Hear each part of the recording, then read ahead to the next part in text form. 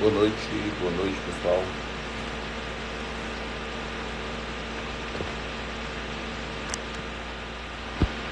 Ei Alisson, boa noite.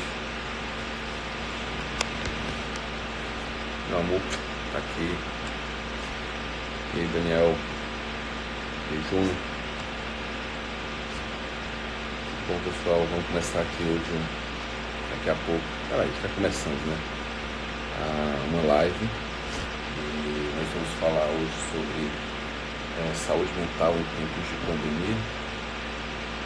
E um bate-papo com o Marcelo.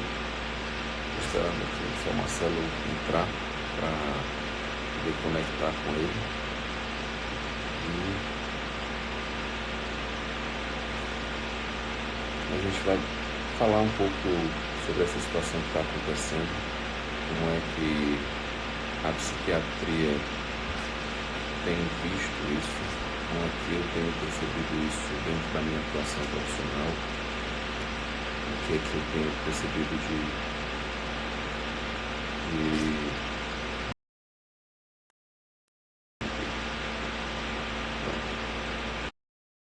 show.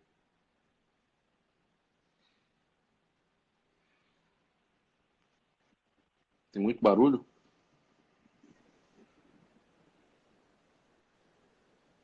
Tá ouvindo muito barulho, Marcelo? O Daniel falou que estava tendo muito barulho. Até agora não. Ah, então, de novo, com o mesmo problema, tua imagem está travada. Vou sair e entrar novamente.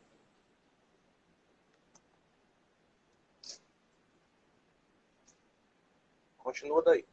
Tá ok. Bom, pessoal, então assim, nós preparamos alguns tópicos para abordarmos. Para iniciar, eu vou me apresentar. Para quem não me conhece, eu sou o Dr. José Maria Santiago, sou médico psiquiatra, eu sou formado em medicina pela Universidade Federal do Ceará, formado há 11 anos, e fiz a minha residência em psiquiatria no Hospital de Saúde Mental de Messejana, um hospital aqui de Fortaleza, aqui do Ceará. É o nosso único hospital público hoje. No interior tem alguns, mas acho que não chega, não sei se tem hospital totalmente público. Trabalho hoje em consultório particular, em Fortaleza, faço atendimento em clínica popular e trabalho também no, num consultório particular em Crateús. Não é a minha cidade, eu não sou de Crateús. Conheci Crateús há 2 anos e alguns meses. Me apaixonei pela cidade, abri o consultório lá e assim eu fiquei. Tá? E para falar sobre saúde mental em tempos de pandemia, eu não dá para falar sobre esse tema sem falar sobre ansiedade. Né? Afinal de contas, esta é a emoção que mais tem marcado este nosso momento. Né? A ansiedade, o medo e a insegurança, a incerteza do que nós estamos vivendo, do que vai acontecer, do que nós iremos viver daqui para frente. Né? E quando a gente fala de sentimentos, é muito importante uma pergunta que eu costumo fazer muito para os meus pacientes. Né? Eu sempre pergunto, para quem não sabe, eu estou com um pesquinho aqui, tá? Eu estudei um pouco, fiz algumas anotações, então em alguns momentos eu vou olhar aqui para baixo, tem meu memento aqui para fazer as anotações, tá? E assim, tem uma pergunta que eu costumo fazer muito para os meus pacientes. Né? Eu sempre pergunto para eles: você conhece os seus sentimentos? Você sabe qual é o sentimento que você está sentindo? para quem não sabe, algumas pessoas eu já comentei isso. A minha esposa, ela trabalha com escola. Ela é administradora, ela é diretora de uma escola. E eu já tive a oportunidade de acompanhá-la em alguns congressos, em algumas reuniões. E uma das que mais me marcou foi uma reunião, um congresso, né, um evento, onde estava sendo abordada a questão da educação emocional, né? Se nós pararmos para pensar hoje, nós que temos filhos, eu tenho duas filhas, nós que temos filhos, nós nos deparamos cada vez mais com as escolas abordando a inteligência emocional das crianças.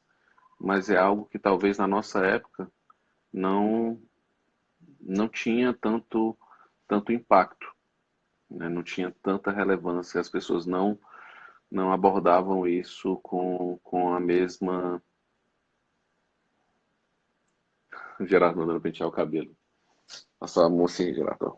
Pronto. As pessoas não abordavam isso, não davam a mesma importância que nós damos hoje. E eu lembro que neste congresso, um das pessoas que estava apresentando, ele comentou que na escola onde ele trabalhava, uma vez ele viu uma criança descendo a escada e a criança estava com aspecto de raiva. E ele olhou para ela e ele falou: "Você está chateada?" E ela disse: "Não, eu não estou chateada, eu estou com raiva." Ou seja, aquela criança, ela conseguiu identificar qual era o sentimento que ela estava. Vamos lá, Marcelo, vamos ver se dá certo agora. Ela conseguiu identificar qual era a emoção que ela estava sentindo, né? E por que eu estou falando isso? Porque muitas vezes, principalmente neste momento atual, aí o Marcelo agora está com. Agora está descongelada a imagem, Marcelo. Eu estava falando, Marcelo, sobre uma parte aqui que eu tinha separado para falar sobre sentimentos, né? Eu estava comentando que eu costumo perguntar muito aos meus pacientes se eles conhecem os sentimentos que eles estão vivenciando naquele momento, né? Ok. E por que eu estou falando isso? Porque isso é muito importante, porque às vezes a gente está passando por um momento atípico no mundo, um momento que ninguém, pelo menos a nossa geração, né, a última vez que nós tivemos uma pandemia neste nível, em 1918, com a gripe espanhola, nem provavelmente ninguém estava vivo e alguém que lembre disso, com certeza, não está mais vivo. Então são 102 anos. Então a nossa geração nunca viveu algo nesse patamar, né? E tem uma diferença muito grande do momento de 1918 para o momento de hoje, que é a tecnologia. Eu costumo dizer que nós hoje não vivemos um isolamento social. A Rainha Elizabeth, nós, nós não vivemos um isolamento social, nós estamos no isolamento físico, né? Socialmente, nós estamos conectados. Nesse momento, por exemplo, nós estamos tendo a oportunidade de conversar com diversas pessoas. Eu estou tendo a oportunidade de conversar com um amigo meu de décadas, né, de quase 2 décadas. Então, o isolamento social, ele realmente não existe, mas existe um isolamento físico, né? Então, até mesmo a forma de viver essa quarentena, ela é diferente da que aconteceu 102 anos atrás, em que a informação não chegava com a mesma velocidade que ela chega. E talvez a velocidade com que essa informação chega até nós tenha um impacto direto nessas emoções que nós estamos vivendo, né? Porque é uma coisa que eu tenho perguntado muito às pessoas: qual é a informação que você está buscando, né? Por exemplo, quem tem acompanhado meu Instagram pessoal, não é esse aqui é o meu Instagram profissional, mas eu tenho um Instagram pessoal, e no meu Instagram pessoal, todos os dias, eu tenho postado o número de pessoas curadas no mundo, né? Ontem estava em torno de 900 mil pessoas curadas no mundo. Por que eu faço isso?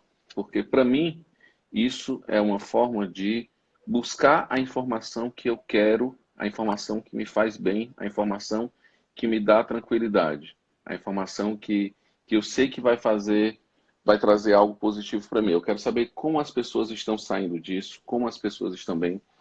Por exemplo, tem um amigo meu com quem eu converso quase todos os dias, que é o Felipe, que também é psiquiatra, e o Felipe tem mandado alguns estudos sobre medicamentos que estão sendo testados, sobre curvas epidemiológicas e perspectivas de quando essa pandemia ela vai passar. Então, esse também é um tipo de informação que traz uma certa paz, uma certa tranquilidade, né? Por Um mais que a certo gente... alento, né? Isso, é importante a gente entender qual é a informação que a gente quer. Se eu estou o tempo todo buscando número de mortos, quantas pessoas morreram, quantas pessoas estão adoecidas, qual o percentual de leitos ocupados, quanto tempo está durando em média uma internação, quanto tempo está durando para sair o resultado de um exame, número de máscaras, número de... Aí o Felipe aí. Número de máscaras, número de equipamento, de EPIs. Então, esse tipo de informação, ele é uma informação que ela é ansiogênica, ela gera ansiedade, né? Então, no momento em que nós já estamos naturalmente mais ansiosos, porque nós queremos sair desse momento, dessa situação, buscar uma informação ansiogênica tende a piorar mais ainda a situação. E eu realmente E tenho percebido. os veículos de comunicação, que a gente sabe, não é desde ontem, mas desde anteontem, vamos dizer assim, eles usam como base para chamar público aquela nossa curiosidade mórbida, de como é que está o jardim do vizinho, se o jardim do vizinho pegou fogo, né? Isso. Por exemplo, é uma postagem mostrando cova comunitária, número de enterros, número de óbitos. É uma filmagem, por exemplo, de um velório, mostrando como é que os familiares estão. A gente sabe que essas pessoas estão vivendo um luto, né? A gente sabe que existem pessoas morrendo. Então, buscar consumir esse conteúdo não vai nos acrescentar em termos de informação, porque é algo que nós sabemos que está acontecendo, né? Então, o que vai nos despertar quanto a isso é justamente gerar uma ansiedade, aliás, ampliar uma ansiedade que já está sendo gerada por conta do distanciamento físico que nós estamos vivendo, né? Da impossibilidade de nós podermos sair de casa, de podermos ir a um supermercado, de podermos ir a um cinema.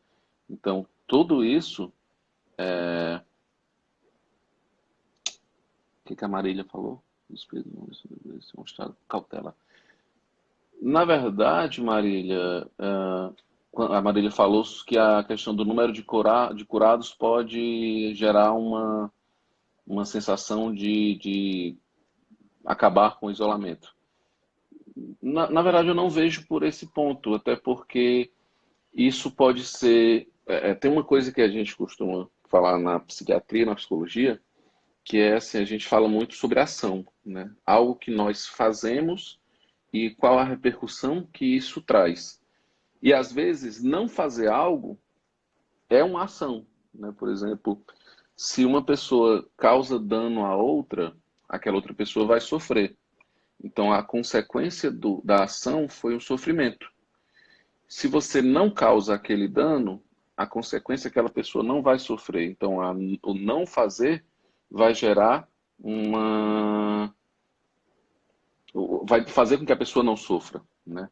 Então, a partir do momento em que eu consigo ver que pessoas estão sendo curadas, que pessoas estão conseguindo sair dessa situação, a gente consegue perceber que a nossa ação de ficar em casa, a nossa ação de manter o isolamento, o distanciamento, ela está trazendo resultados positivos. As pessoas, os hospitais estão conseguindo dar conta do, do aporte de casos que vem chegando, né? Claro, é Porque importante. muitas pessoas se sentem com aquele sentimento de assim, poxa, eu poderia estar fazendo alguma coisa e está. está Exato, deixando de proliferar um vírus que existe. exatamente. Né? Eu ir Há, a um há uma supermercado. diferença, há uma diferença entre aquela coisa assim de não saia para a rua e fique em casa. Há uma diferença. Exato. Quando você fala o não fazer, dá uma ideia de que você está deixando de fazer algo. Né? E quando eu falo fique em casa, eu estou Isso. fazendo algo, eu estou ficando em casa. E ficar em casa é uma forma de agir. Né? E é uma forma de agir que traz repercussão positiva nos serviços de saúde. Quando a gente, na saúde, muito se falou sobre essa coisa do achatar a curva, né? E por curiosidade mesmo, eu costumo perguntar para as pessoas que não são da área de saúde o que é que elas entendem por achatar a curva, o que é que elas acham que significa achatar a curva. E achatar a curva nada mais é do que, literalmente, você vai pegar uma curva aqui, vou usar aqui um fio como exemplo. Suponha que isso aqui seria a velocidade com que os casos iriam chegar ao topo, né?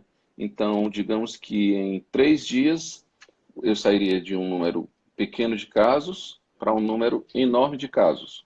A consequência disso é que os hospitais irão se sobrecarregar, as UTIs irão superlotar. A gente sabe que o nosso serviço público de saúde já vive além do limite, ele sobrevive além do limite. Então, as UTIs já estão superlotadas e isso vai apenas piorar uma situação que já é ruim. Então, essa velocidade de crescimento, ela faz com que a, o serviço de saúde entre em colapso mais rápido. Então, o achatar a curva é justamente aumentar o tempo, né? A distância entre os meus dedos aqui, digamos, é o tempo de propagação. Então, quando eu faço isso, eu dou mais tempo para que os serviços de saúde ele absorva aquela quantidade de pessoas que está adoecendo. Né? Então, quando eu fico em casa, esse número de pessoas curadas, por exemplo, ele tem um impacto direto com o ato de ficar em casa. Né? Porque se eu O fico em Rodrigo, casa, pode falar. o Rodrigo resumiu bem assim. Nesse caso, o ato passivo é ativo. Isso, isso. Isso é uma coisa, inclusive, que é muito importante psicologicamente falando, né? A gente transformar os nossos atos passivos em atos ativos. Né? Por exemplo, eu não estou indo ao consultório, mas eu posso dizer, eu estou tentando ler um livro. Esse livro aqui é um livro que a Cláudia estou tentando ler. Eu Agora, estou. aproveitando a deixa, fale por cima como é que está sendo a tua experiência de não ir ao consultório e é, ter que ficar em casa. Nós já Porque estamos a há gente já te quanto? conhece, né? Já A estamos gente há sabe o quanto tempo quanto aí? é 40 difícil, e. né? Já faz o quê? 45 dias? Foi dia 23 de março? Já faz março, abril. Faz aí uns 40 dias, né? Que nós. Foi dia 18, eu acho, de março. Foi antes do meu aniversário foi 21 de março. Eu já comemorei o aniversário dentro da quarentena. Foi. Nesse tempo, eu tive dias ruins e tive dias que eu tentei manter uma rotina mais próximo possível do normal, digamos assim. E o que eu percebo é que nos dias que eu mantenho a rotina normal, eu tenho uma produtividade maior, uma produtividade pessoal, eu assisto, eu consigo, por exemplo, assistir a um filme, eu consigo ler um livro, eu faço alguns atendimentos, eu estou fazendo atendimentos online, né? Eu estou usando algumas ferramentas online, depois que o, o Conselho Federal de Medicina permitiu o atendimento online, eu tenho feito alguns atendimentos online. Então, dentro da minha rotina, o que é que eu tenho feito? Eu acordo, eu faço alguma coisa relacionada ao lazer, eu leio alguma coisa, eu vejo alguma notícia, como eu falei, eu filtro mais ou menos o tipo de notícia que eu tenho buscado, eu vejo as minhas redes sociais, faço meus atendimentos e faço algumas coisas que eu gosto de fazer. Por exemplo, eu gosto muito de tocar violão, então Meu violão está me acompanhando aqui no isolamento. Tenho jogado videogame, que é outra coisa que eu gosto de fazer. Tenho tentado ler e eu estou mantendo uma rotina, né? Tem, tirar, acordar, tirar o pijama e na hora de dormir colocar o pijama. É uma coisa que eu tenho tentado fazer para não cair naquela de dormir com a roupa que passou o dia ou passar o dia com a roupa Virar que o dormiu. eterno domingo, né? Exato. Algumas vezes eu até Domingo sem brincava, volta. assim, né? Eu até brincava, dizia, Pô, hoje é sábado, que nem ontem, né? E amanhã de novo é sábado. Mas a gente não pode fazer dessa brincadeira a nossa realidade. A gente precisa realmente ter um cuidado de manter uma rotina, inclusive dos finais de semana, né? A gente tem que tentar pegar um sábado e transformar no sábado, pegar um domingo e transformar no domingo realmente. E os dias de semana, viver como dias de semana, né?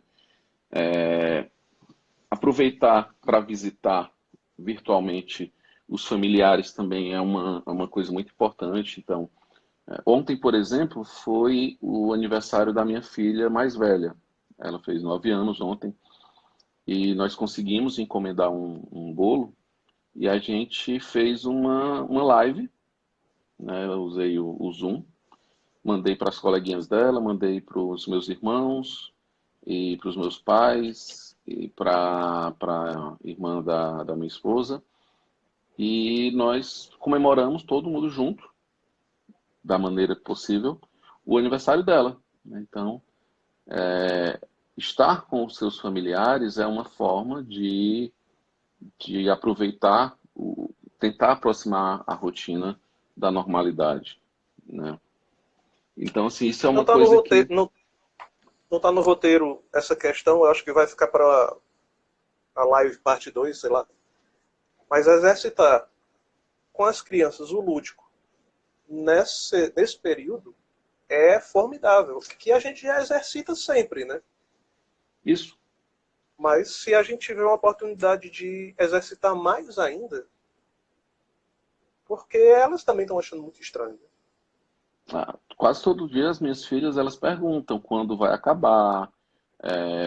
Eventualmente elas choram porque elas querem ver as amiguinhas, elas querem ir para o colégio. Eu estou no Cumbuco, então elas querem voltar para Fortaleza, querem voltar para o nosso apartamento. A gente foi para cá porque a estrutura física favorecia mais o isolamento, então a gente veio para cá, né? Então elas querem voltar para casa delas, para o quarto delas. E por mais que a gente explique que o que é que está acontecendo, elas já entendem o que é que está acontecendo. A minha esposa está chegando aqui, elas já entendem o que é que está acontecendo, mas aqui e acolá elas choram, elas pedem para voltar, né? E Que é normal também, né? sim, isso é eu tinha até anotado aqui, é uma coisa que eu nos atendimentos que eu estou fazendo, né? Eu, uma das perguntas que eu sempre faço aos meus pacientes é como é que está a sua rotina, né? O que é que mudou na sua rotina e o que você manteve na sua rotina?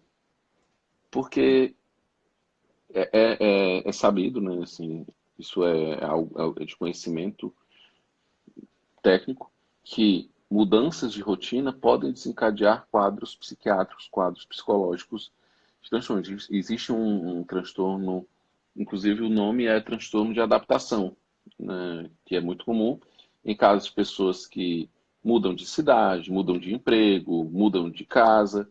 Então, o transtorno de adaptação, ele está cada vez mais presente hoje, nesse momento, porque nós estamos nos adaptando a uma realidade e é uma realidade não programada, né? Foi algo que subitamente chegou e disse, ó, todo mundo fica em casa, né? E isso a rotina, eu vejo como, eu diria que 50% da nossa saúde mental, ou até mais, eu estou chutando aqui, mas dá para a gente dizer que a rotina, ela tem um papel aí de 50% nisso. É claro, existem outros.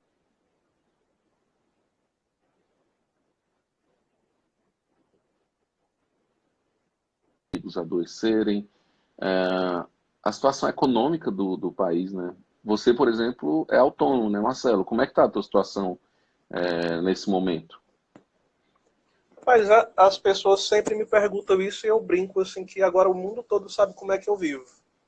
Que eu sou autônomo e trabalho em casa, né? E... Mas é diferente. É diferente da gente saber que está trabalhando em casa e pode ir ali à noite encontrar um amigo, dar um abraço, eu Isso. posso ver meu neto. Agora não posso ver meu neto, não posso pisar na calçada.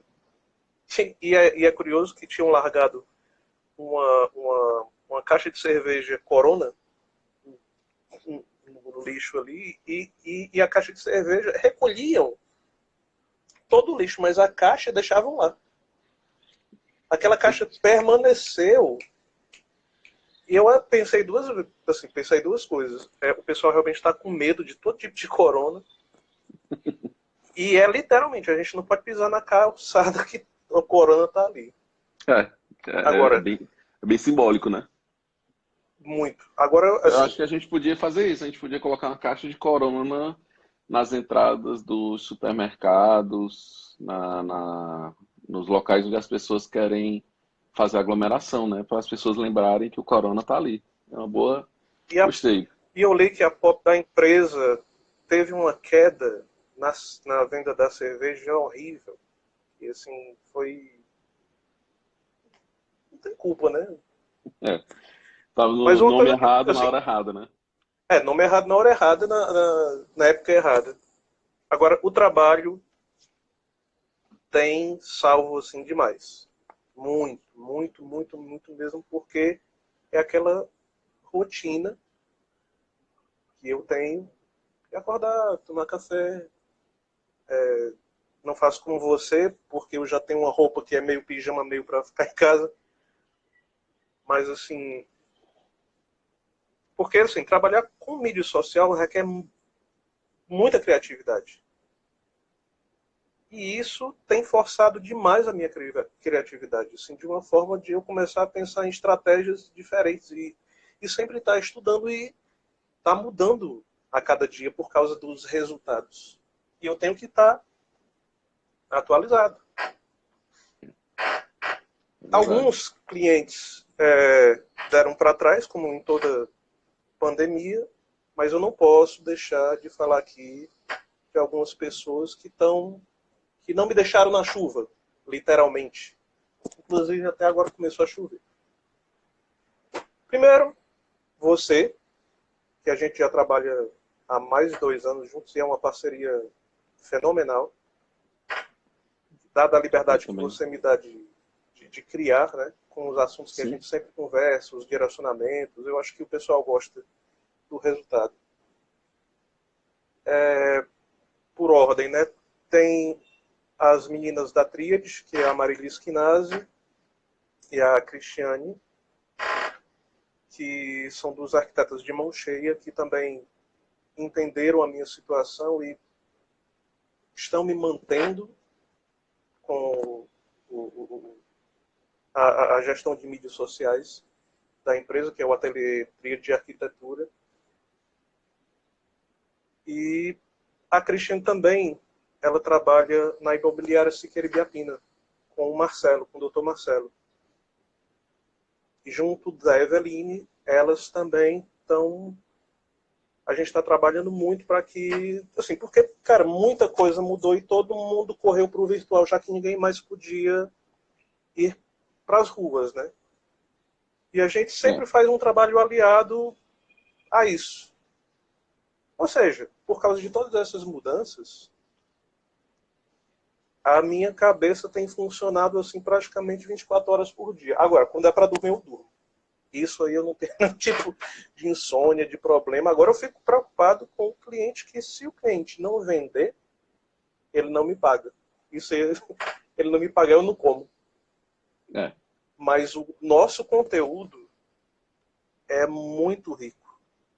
Porque eu vou estudando, a gente vai conversando e a gente vai soltando para as pessoas E muita gente agradece porque, nossa, só não dá Eu para lembro, falar casos aqui, né? nós ontem, Mas é, nós, já que, assim, só para finalizar, a Gabi perguntou ontem como é que era o retorno, né? E eu isso, esqueci de falar para ela. Eu acho que é uma extensão dos atendimentos que o Santiago faz. né? Que as pessoas lidam com seus problemas e às vezes elas querem ler algum outro tipo de alento. E juntando a forma didática que a gente faz, eu acho que a gente consegue passar uma mensagem positiva. Ontem Mas nós vá de fizemos lá. um ensaio, né, para testar aqui como é que estavam as nossas conexões, os aparelhos, a iluminação, o som e tal. E acabou que virou uma live de 1 hora, né? Ontem, só que foi mais um bate-papo. E a gente até comentou É, sobre isso, que quando a gente começou esse meu perfil do Instagram, minha página no Instagram, eu falei que eu queria conteúdo com muita informação, muito texto. E tu disse, não, mas o Instagram não é uma mídia que costuma ter muito texto, é muita imagem. Eu disse, não, mas eu vou fazer desse jeito e estamos aí há 2 anos e esse retorno eu tenho percebido cada vez mais que ele fidelizou o tipo de seguidor que busca esse conteúdo, né? Então, assim, sim. é uma coisa que a gente sempre conversa sobre e eu acredito, inclusive, que as pessoas que tiverem curiosidade, que estiver assistindo aí, tiver curiosidade de pesquisar sobre assuntos que estão passando por essa pandemia, nessa pandemia, pode pesquisar aí nesses mais de 700, 800 posts. Com certeza você vai encontrar algo relacionado com um conteúdo teórico bem embasado, com Se muita colocar assim, profundidade. hashtag juntos pela saúde mental, sai tudo. Porque essa hashtag sempre acompanhou, eu acho que é só a É, gente que usa. e acho que foi o Daniel que falou agora, deixa eu ver, foi o Daniel. Ele disse, é importante, seria bom falar da importância da família na saúde mental nessa pandemia. E aí, Lucas, boa noite, cara. Cara, a família, nesse momento, ela é o nosso pilar, né? Está, como eu falei, para quem chegou agora, eu falei há pouco, eu acho que nós hoje estamos distantes fisicamente, mas nós não estamos isolados socialmente, né? Ainda bem que o vírus não passa pelas mídias sociais, porque estar próximo das pessoas que nós gostamos, e aí, claro, a família entra nesse rol, é um peso enorme para a nossa saúde mental, né? Para que nós mantenhamos a nossa saúde mental, né? Porque eu sempre, quem já se consultou comigo, ou quem já teve a oportunidade de conversar, sabe que eu gosto de conversar e se eu entrar numa conversa, numa consulta, minhas consultas, elas costumam demorar bastante tempo, porque realmente eu gosto muito de falar, eu gosto de entender o que as pessoas estão sentindo, por que que aquilo está acontecendo, né? Até porque profissionalmente isso tem um significado para mim, né? Então, eu tenho um porquê de eu fazer isso. Não é só porque eu gosto, mas eu gosto sim de conversar. E uma das coisas que eu comento muito com as pessoas é que existem 3 medos que são muito grandes no ser humano, né? Que é o medo da loucura, o medo da morte e o medo do desconhecido. E se nós pararmos para pensar, essas 3 coisas elas se permeiam, né? Porque a loucura ela é algo desconhecido para nossa mente, né? Nós conhecemos a loucura do que nós vemos, a loucura do outro, a loucura vista na televisão, mas nós não vivenciamos a loucura, né? A morte, nós conhecemos a morte do outro, nós conhecemos a morte que nós vemos na TV, mas nós não vivenciamos a nossa morte, né? Então tudo isso é desconhecido. Então esse medo do desconhecido, ele é algo que tem gerado muita ansiedade, né? Por isso que aí volta lá para aquilo que a gente falou, a questão de buscar a informação, ela é muito, ela é impactante na na nossa saúde mental, na nossa ansiedade, por conta disso.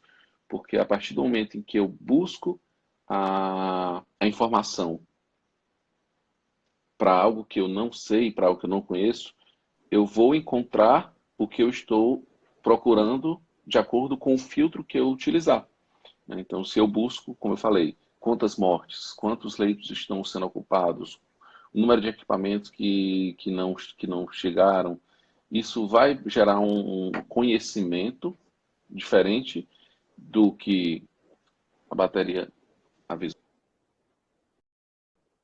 aqui, mas vai lá até o final. Diferente se eu, quais são, se eu buscar o que está acontecendo de positivo nesse momento, eu vou ter um conhecimento diferente, né? E esse conhecimento ele vai ter um impacto diferente em mim, né? Tem uma frase que eu ouvi uma vez num podcast que eu gosto muito, eu adotei para mim essa frase, até uma vez eu postei ela no Instagram, que ele diz assim, pensar positivo não é tentar enxergar coisas boas em meio à tragédia, mas é acreditar que mesmo durante uma tragédia, as coisas boas podem acontecer, né? Por exemplo, durante a pandemia, amigos meus se tornaram pais, então ela teve um momento bom, algo de bom aconteceu, mesmo em meio a uma tragédia. Então, pensar positivo é isso, é você saber que mesmo durante uma tragédia, as coisas boas podem continuar acontecendo, né? E isso nos traz muita paz interior.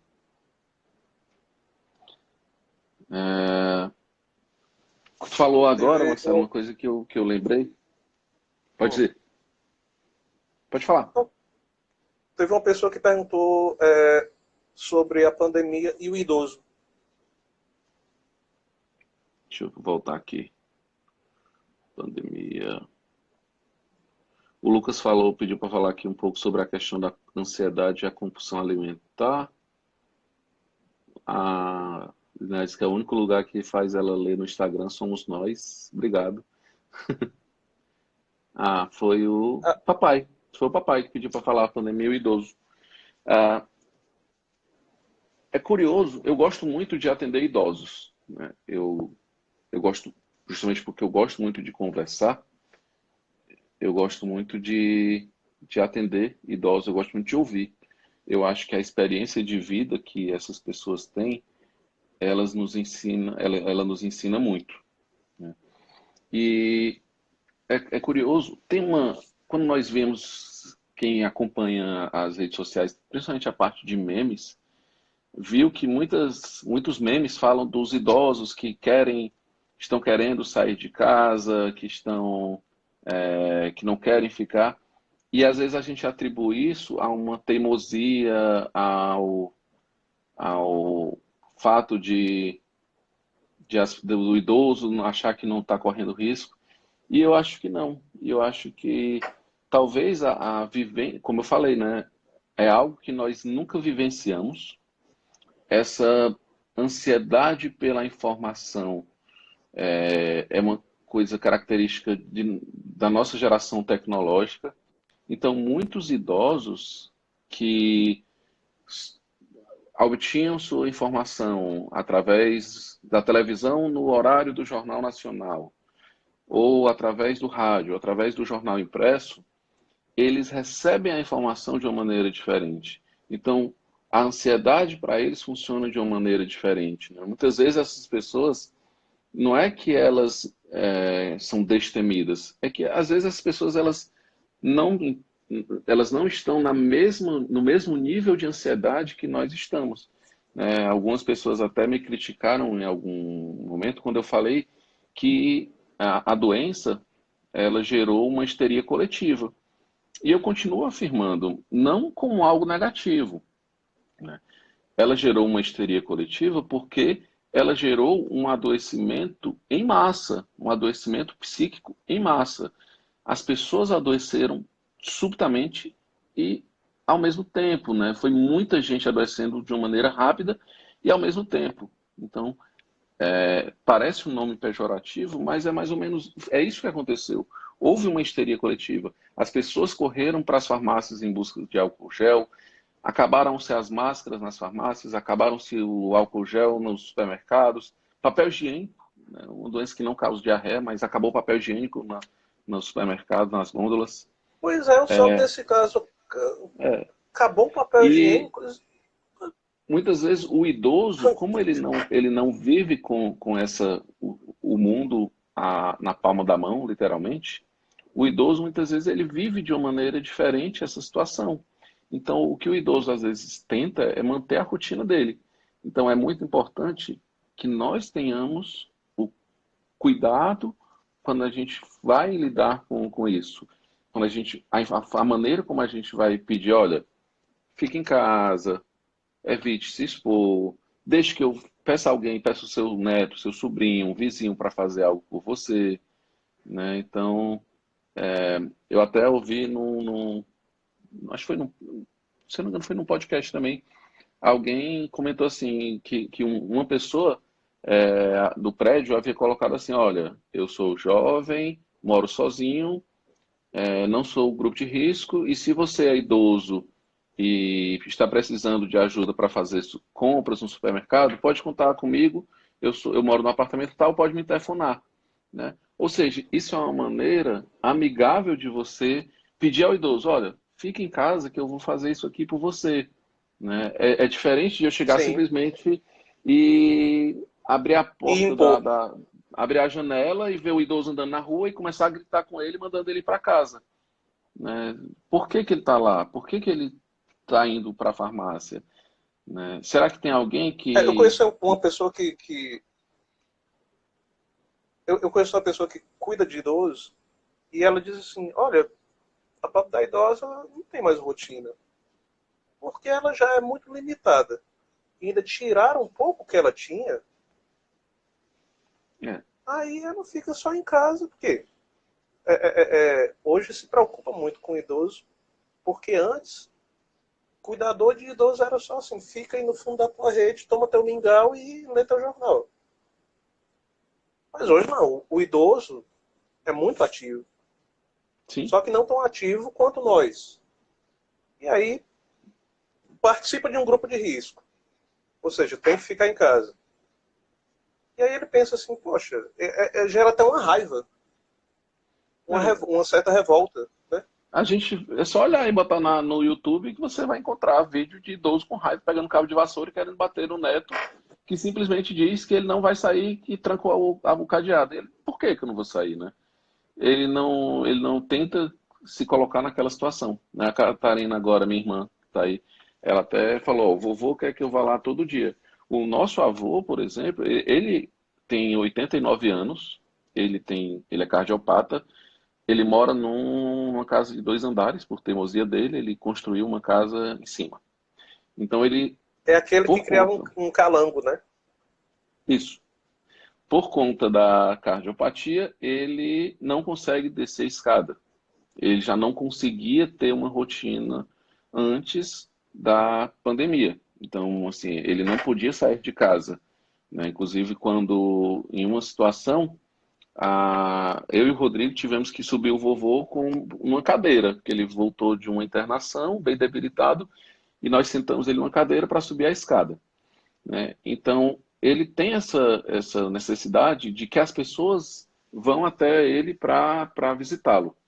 E o que que mudou na rotina dele? As pessoas, ele continua tendo a rotina dele de não sair de casa, mas nesse momento nós não podemos ir até a casa dele, né? Então, o que mudou na rotina é a de não ir à casa dele, né? As pessoas não o estão visitando. Essa foi a mudança na rotina dele. Ele não mudou, ele continua frequentando os mesmos locais que ele frequentava antes da pandemia, mas as pessoas que o visitam mudaram. Ele não pode mais receber a visita. E isso gera uma ansiedade nele. Então é importante, por exemplo, ligar, fazer uma videochamada, quando tem idoso que consegue hoje, né? Que usa o WhatsApp. Explicar, olha, vô, não dá para ir, é perigoso para você, porque se o senhor adoecer nesse momento, a chance de ser uma doença fatal é muito alta, e tentar tranquilizar, né? mas a saúde mental vai estar impactada, né? O Lucas tinha falado sobre a questão da compulsão alimentar. É algo que eu tenho percebido também, né? Os pacientes têm comentado muito sobre o ganho de peso nesse período. Alguns até me perguntam se é por causa da medicação. Eu explico, olha, essa medicação você vinha tomando há um ano e ela não tinha causado ganho de peso. E o que é que mudou agora? E aí a gente vai ver, a gente vai avaliar e a gente percebe que os horários de alimentação mudaram. O que nós estamos comendo mudou, né? Por exemplo, quem tinha o hábito de comer alimentos frescos não está podendo, ou pelo menos não deveria estar indo diariamente ao mercado para comprar aquele alimento. Então, há um consumo maior de alimentos industrializados, há um consumo maior de alimentos rápidos e fáceis de preparar, que É aquela geralmente coisa são alimentos calóricos, né? da E é aquela recompensa, coisa. né? Poxa, É, eu não estou podendo fazer aquilo X, Y, então eu vou. Eu tenho esse direito de tomar a minha bandeja de Danete. Por sinal, todo dia uma bandeja. Aí, e aí a gente diz assim, eu vou usar os aplicativos para compensar. E se você entrar nos aplicativos de comida, de delivery, você vai encontrar 20 ou 30 com junk food, né? Que é comida que engorda, para um de alimentação saudável, né? E e o é preço da difícil você alimentação manter. saudável lá em cima, né? É, até, como eu falei, justifica aí pela dificuldade que eles devem estar tendo de ter também alimentos frescos diariamente. Então, é toda uma cadeia que tem impactado realmente. E outra coisa, eu estou em casa, eu vou sentar para atender meu paciente, nada me impede que eu deixe um alimento, um lanche aqui para eu comer entre um paciente e outro. Algo que no meu consultório eu não faria. Eu vou assistir a um filme, vou preparar ali um lanche para eu comer durante o filme. Eu vou jogar videogame, boto alguma coisa para o lanche. Vou assistir uma live, né, Gerardo? Tomo uma cerveja, prepara um petisco. Então, assim, manter o peso a compulsão alimentar, ela e a ansiedade e a compulsão alimentar, elas estão interligadas, né? Pessoas que têm compulsão alimentar têm uma piora dessa compulsão em períodos de picos de ansiedade, né? Existe um transtorno alimentar chamado TCAP, é o transtorno de compulsão alimentar periódica. E geralmente essa periodicidade do TCAP, ela está ligada com a ansiedade. Tem uma coisa que tu tinha falado, Marcelo, que era sobre o sono, né? Tu disse que não está tendo dificuldade de dormir. Isso é muito bom, né? E uma coisa que na psiquiatria a gente estuda o sono, faz parte da nossa rotina de estudo, estudar o sono. E quando eu falo estudar o sono, é estudar toda a estrutura do sono e as consequências dele. E uma das coisas que se sabe é que o sono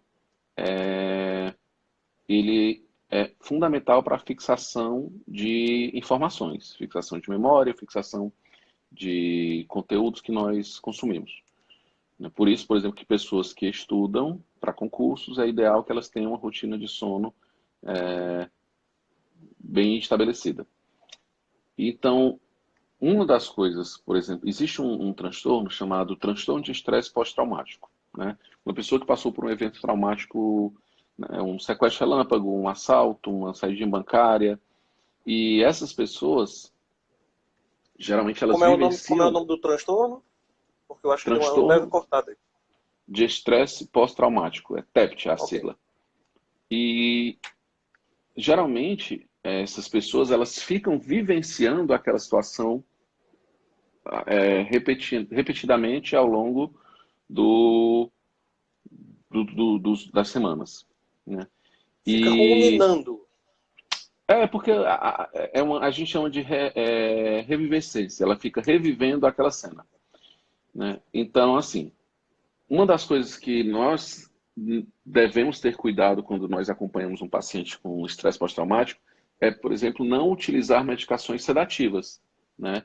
Fazer, por exemplo, não é o ideal colocar aquela pessoa para dormir logo após uma situação de estresse, porque isso pode ajudar a fixar aquela memória Aham, negativa, né? Então, esse momento, por exemplo, o uso de medicações sedativas, medicações hipnóticas, medicação para dormir, pode ter um impacto negativo no futuro, né? Amanhã, quando eu digo amanhã, não é amanhã dia 30 não, tá? É amanhã no futuro, nós podemos ter pessoas que vão estar.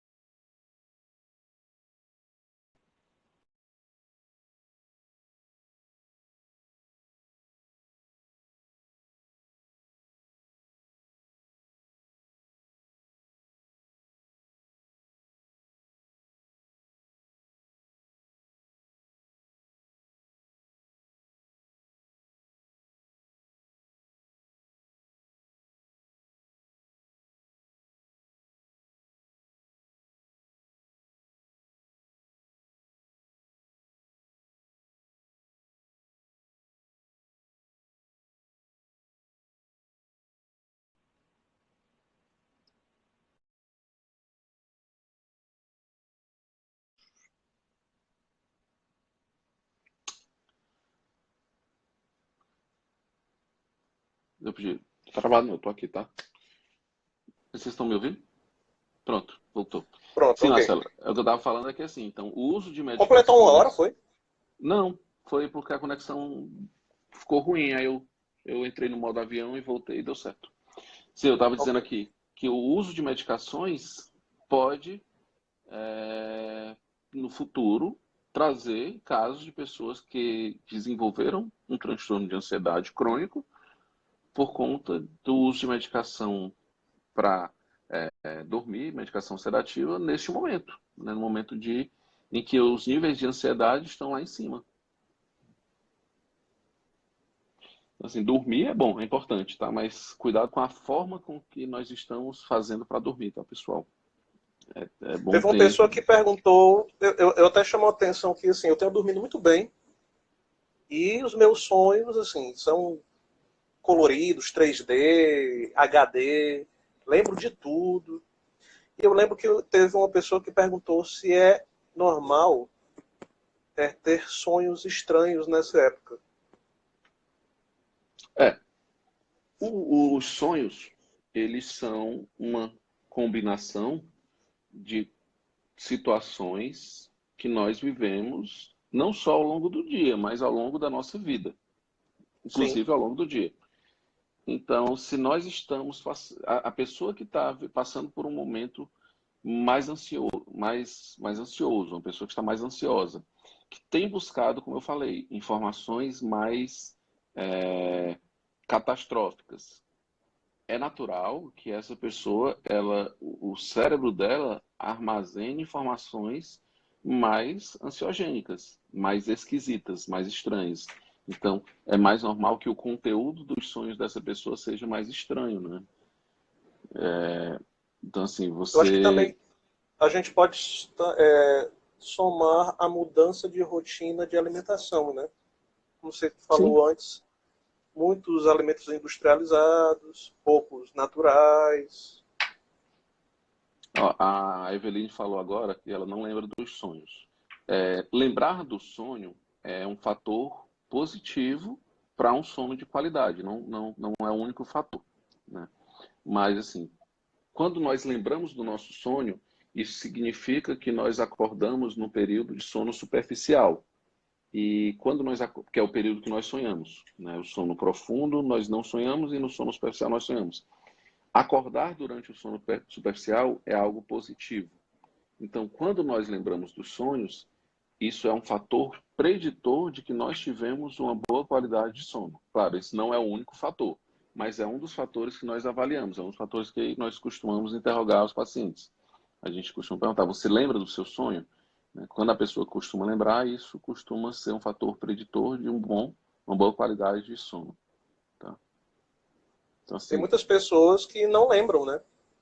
isso, E acham que não sonham, exatamente. Mas todo mas mundo sonham, sonha. só não lembram, né? É isso. É. Geralmente Vai não, como eu falei, completar, não lembrar do sono é porque você está acordando num horário que não é o ideal para o seu cérebro. A Catarina mandando um vixe. vai completar 1 hora. A gente vai continuar, É. ou eu Não, vou acho que dá encerrar para por aqui. encerrar. Se quiser, a gente pode fazer outras. Eu até tinha separado alguns temas para falar, mas a gente se estendeu no que nós estamos falando.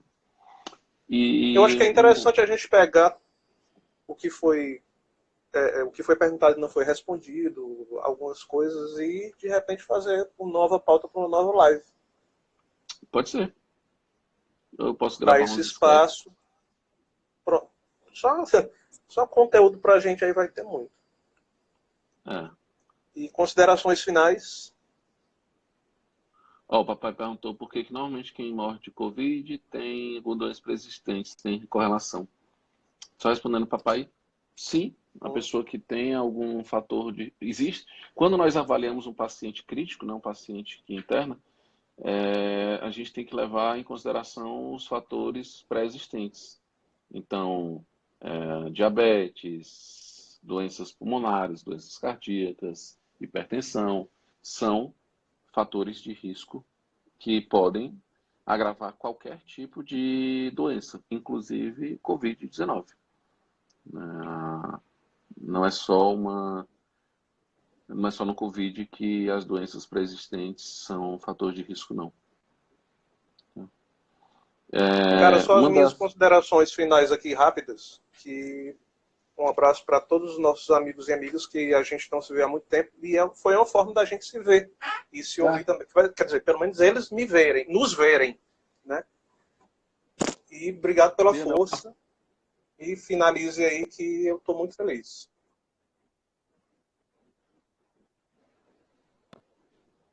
Uma coisa que eu até queria dizer depois numa próxima live, né, assim, para quem não sabe, eu trabalhei durante 7 anos em UTI. Então eu lidei muito com paciente crítico. E era uma das coisas que eu sempre via. Eu tentava conversar com os pacientes quando eles iam receber alta, porque na época eu já estava na residência de psiquiatria, e eu tentava fazer essa parte da avaliação psicológica, psiquiátrica dos pacientes, né? E eu tenho certeza que nesse momento de corona, isso é algo que está impactando muito essas pessoas, né? Como elas estão recebendo as altas, como elas estão lidando com o fato de estarem internadas e não poderem ter um acompanhante, tudo isso com certeza está sendo muito.